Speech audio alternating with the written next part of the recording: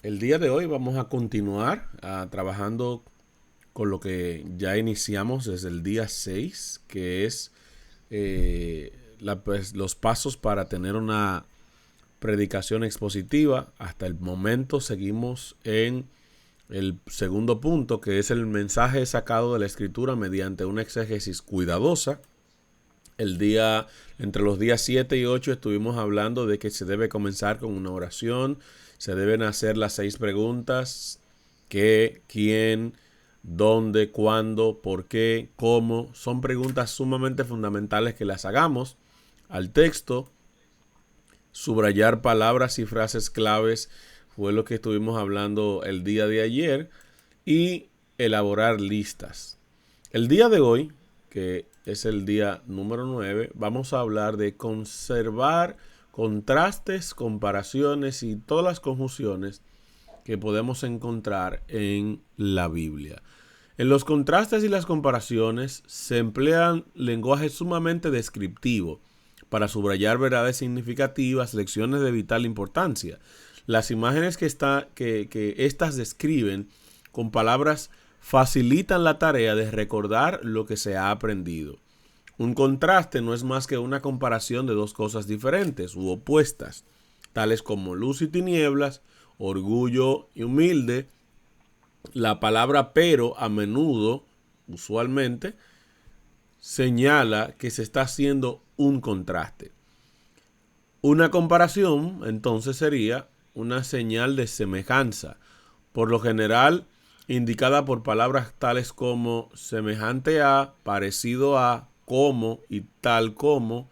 Por ejemplo, Pedro dice en 1 de Pedro 5:8: vuestro adversario el diablo, como león rugiente, anda alrededor buscando a quien devorar. Usted puede observar que ahí se está comparando en semejanza al diablo con un león, por el concepto del hambre, para que se entienda lo que el autor quiere decir. Entonces, ¿cuáles son esas palabras que debemos prestar mucha atención porque describen escenarios para nosotros? Son las siguientes conjunciones.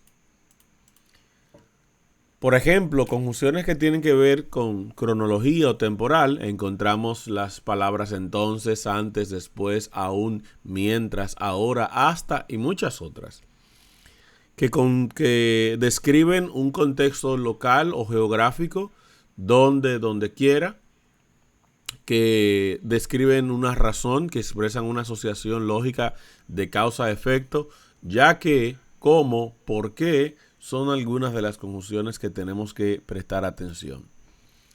Como resultado, como consecuencia, tenemos a así, así que, entonces, de esta manera.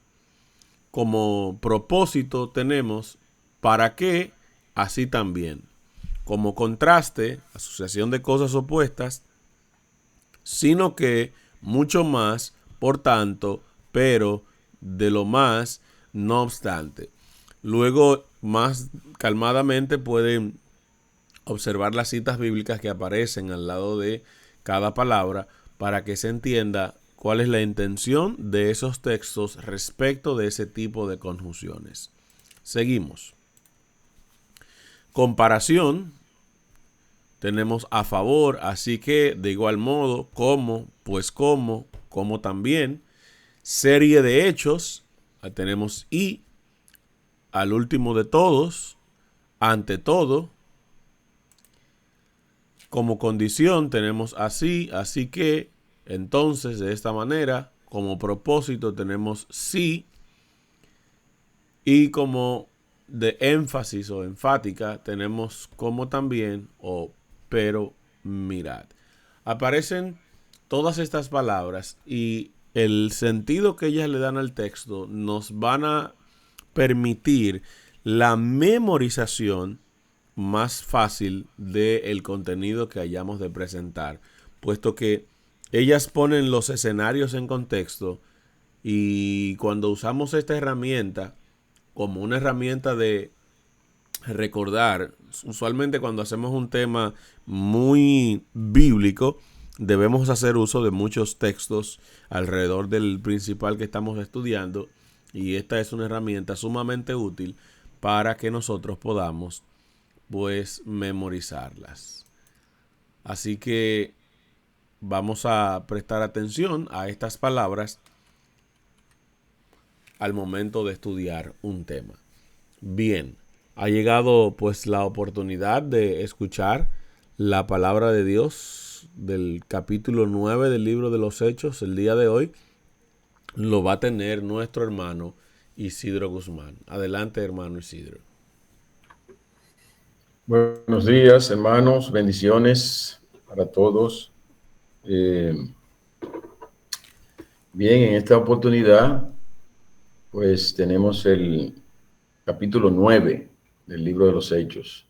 Hemos estado aprendiendo bastante del libro de los Hechos y en verdad que uno se va edificando en la medida en que va estudiando y damos gloria a Dios por eso.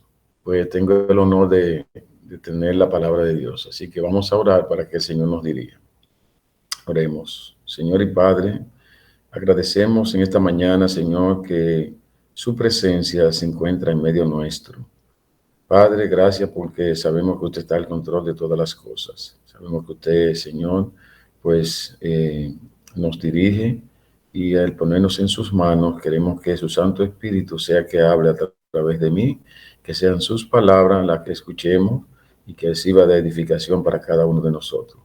Gracias, Señor, le damos. En el nombre de Jesús. Amén. Bien, en el capítulo 9 nos encontramos con un evento poco común para las personas que no han experimentado un encuentro directo con Jesús. Este fue el caso de Saulo de Tarso, un hombre temido por sus proezas y fama de perseguidor de los que proclamaban el Evangelio de Jesús. Pero el Señor conoce muy bien a sus hijos y cuando Dios llama, en verdad que eres bendecido. Por eso le hemos puesto este título, el título de este tema, cuando Jesús te llama, eres bendecido. Así que si alguien puede buscar en el libro de los Hechos, el capítulo 9 del 1 al 5, para leer ese fragmento del 1 al 5, por favor, alguien que pueda leerlo, se lo voy a agradecer. Bien nos dice, Saulo, respirando aún amenazas y muerte contra los discípulos del Señor, vino al sumo sacerdote y le pidió cartas para las sinagogas de Damasco, a fin de que si hallase algunos hombres o mujeres de ese camino, los trajese presos a Jerusalén. Mas yendo por el camino, aconteció que al llegar cerca de Damasco, repentinamente le rodeó un resplandor de luz del cielo, y cayendo en tierra, oyó una voz que le decía, Saulo, Saulo, ¿por qué me persigues? Él dijo, ¿quién eres, Señor? Y él le dijo, yo soy Jesús a quien tú persigues. Dura cosa te es dar coces contra el aguijón. Muchas gracias, hermano. Al leer estos pasajes nos damos cuenta la insistencia de Saulo por perseguir a los cristianos. Aquí vemos que el Señor tiene que tomar una decisión y para este hombre, para este hombre que no parecía tener frenos en su escalada persecución, dura cosa es dar coces contra el aguijón. Esta palabra me llamó la atención porque la palabra coces, que algunos no la conocen, por ejemplo, significa cuando un animal golpea con sus patas, ¿verdad? Ese es lo que le llaman cos, que en plural sería coces.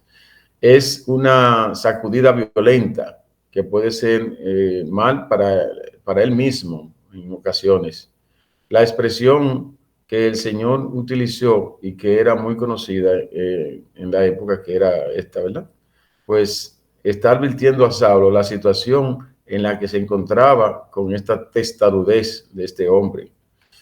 Pero encontrarse con la verdad de frente no es lo mismo que aludir lo que dices que se puede manifestar. Este hombre, al escuchar la voz del Señor, empezó a temblar y no se le salió más que decir, ¿quién es?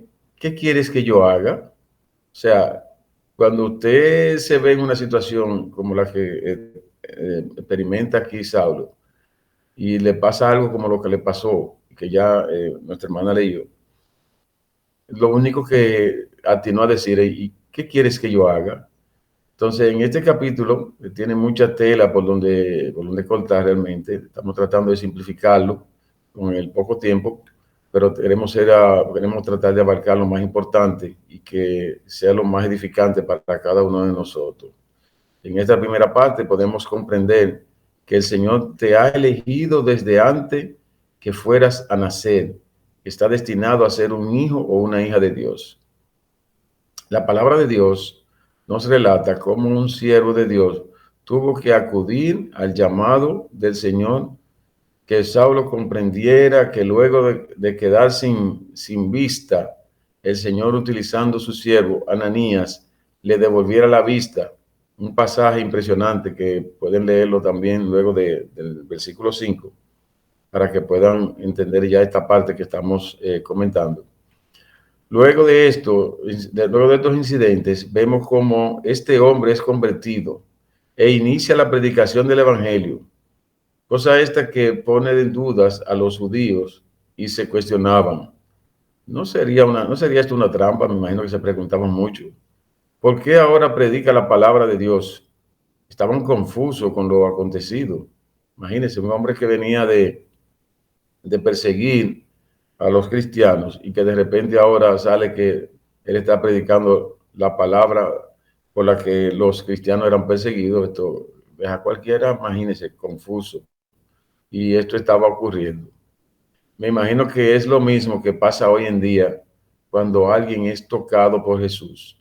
Tus amigos que conocían otro tipo de personas, se le hace difícil creer que hay un cambio real en tu vida y empiezan a observarte e incluso a desafiarte para ver si es verdad que realmente tú ya no eres la misma persona. Esto es lo desafiante y el miedo que muchas personas tienen a dar el paso a la conversión, porque ¿qué dirán mis amistades?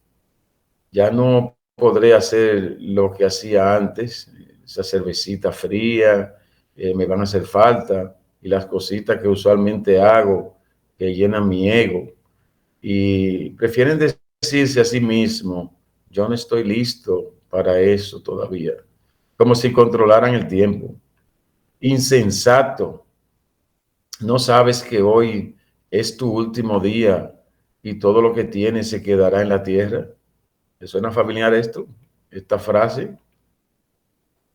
Los judíos estaban confundidos con este tipo, que decidieron matarle, y Saulo se apercibió de lo tramado por sus hermanos en Cristo ahora, ¿verdad? Pudo escapar, pero imagínense quién no iba a querer matar a este hombre, que se mofaba de ser el perseguidor implacable de los seguidores de Jesús. Los griegos también querían llevarse el trofeo de matar a Saulo. Las cosas se ponían tensas para Saulo. Estaba vivo porque el Señor tenía un plan importante para él. Cuando supieron lo que el Señor Jesús había hecho en su vida, en este hombre y las cosas que empezaron a cambiar en él, en aquellas ciudades como Galilea, Judea y Samaria, entonces las iglesias se fortalecieron con el Espíritu Santo. Saulo estuvo sintiendo lo mismo que él le hacía sentir a los hijos de Dios cuando él los perseguía. Se siente distinto cuando ya tú no eres el cazador, sino la presa. Pero Saulo había experimentado un cambio real en su vida y las cosas empezaron a tomar otro giro interesante. Saulo, que posteriormente su nombre fue Pablo de Tarso, nació en el año 10 en Tarso de Sicilia, Turquía, y murió entre 64 y 67 en Roma. Fue un ferviente apóstol del cristianismo que en los primeros años de nuestra era se ocupó especialmente de difundir el mensaje que Jesucristo vino a dejarnos en la tierra, y en ese camino terminó por convertir al cristianismo, la doctrina religiosa que nació con Jesús, en la religión universal. sea que este hombre hizo proeza, hizo cosas, predicó la palabra de Dios después de ser lo que ya hemos visto. Cómo Dios puede cambiar a las personas. Cuando Dios tiene un plan contigo, tarde o temprano usted va a tener que doblegarse a la voluntad de Jehová y hacer su voluntad. Yo digo gloria a Dios por eso. Pablo, que en su caminar con Cristo, luego de su epopeya historia, basada en experiencias propias, podemos ejemplificar su legado en las obras de las cuales hoy tenemos memorias importantes en sus relatos y predicaciones que nos llevan a entender que la mejor predicación está basada en los testimonios, porque este evangelio será predicado por testimonio. Si no puedes dar testimonio de lo que Cristo ha hecho en tu vida, entonces el cambio no se ha efectuado correctamente. Tiene necesariamente que haber testimonio. Es la única manera en que el evangelio se puede predicar de la manera efectiva, de la forma en que la gente lo puede percibir y que podemos mostrar a Cristo en nuestro accionar. Para que alguien me vaya buscando en el libro de Hechos, en el mismo capítulo, pero ya del 36 al 43. Vamos a leer esa parte. Estamos tratando de llevar lo que es una simplificación de todo el capítulo, pero sin dejar de que podamos poner en contexto lo acontecido aquí. En nuestro último relato de este capítulo tan edificante, no podemos dejar pasar por alto el milagro ocurrido con Tabita, una sierva de Jehová, una mujer negada, llena de amor a la obra del Evangelio. Para entender este relato tenemos que leer el libro de Hechos, como dije, en el capítulo 9, del 36 al 43. Había entonces en Jope una discípula llamada Tabita, que traducido quiere decir Dorcas. Esta abundaba en buenas obras y en limosnas que hacía. Y aconteció que en aquellos días enfermó y murió. Después de lavada la pusieron en una sala. Y como Lida estaba cerca de Jope, los discípulos, oyendo que Pedro estaba allí, le enviaron 2 hombres a rogarle: no tardes en venir a nosotros. Levantándose entonces Pedro, fue con ellos, y cuando llegó, le llevaron a la sala, donde le rodearon todas las viudas, llorando y mostrando las túnicas y los vestidos que Dorcas hacía cuando estaba con ellas. Entonces, sacando a todos, Pedro se puso de rodillas y oró, y volviéndose al cuerpo, dijo: Tabita, levántate. Y ella abrió sus ojos, y al ver a Pedro se incorporó. Y él, dándole la mano, la levantó. Entonces, llamando a los santos, a las viudas, la presentó viva. Esto fue notorio en toda Jope, y muchos creyeron en el Señor. Y aconteció que se quedó muchos días en Jope, en casa de un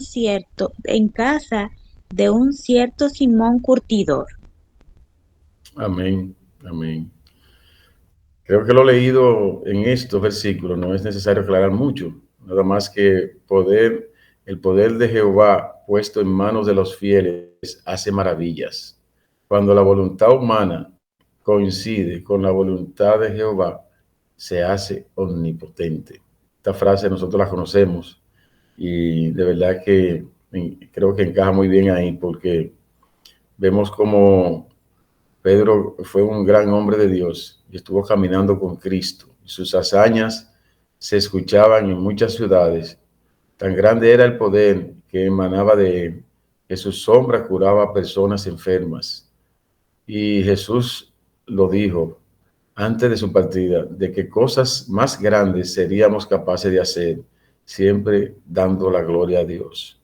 La verdad que ese evento que ocurrió ahí, pues era de las cosas que eran increíbles creer, porque imagínese usted ir a ver una persona que ya falleció y que la palabra de Dios expresada a través de uno de sus siervos, que tenga el poder que tuvo en este momento para levantar de los muertos a una persona que ya estaba lista bueno, ya la tenía lista para enterrarla. Solamente nosotros podemos ver estos eventos cuando nos damos cuenta de que Dios es quien dirige nuestras vidas. Así que entrega tu vida a Cristo, no la prolongues más. Mañana puede ser muy tarde. Este sería el consejo que daríamos a alguien que estimaríamos mucho.